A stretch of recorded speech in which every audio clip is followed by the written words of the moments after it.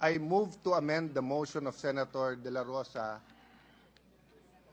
to read as follows, that the articles of impeachment be returned to the House of Representatives without dismissing, and that should be nor terminating the case until such time that one, the House of Representatives certify to the non-violation of Article 11, Section 3, Paragraph 5 of the Constitution, which provides that no impeachment proceeding shall be initiated against the same official more than once within a period of 1 year, including the circumstances of the filing of the first 3 impeachment complaints. And number 2, that the House of Representatives of the 20th Congress communicate to the Senate that it is willing and ready to pursue the impeachment complaint against the Vice President.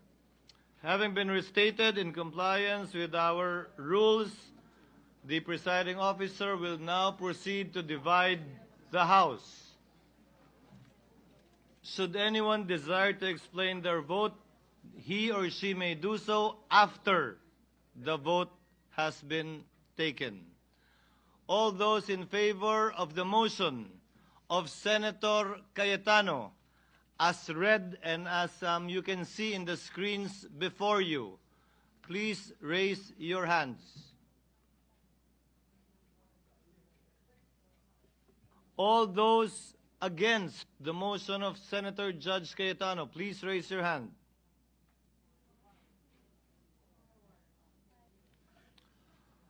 With 18 affirmative votes, 5 negative votes, 0 abstention, the motion of Senator Cayetano is carried.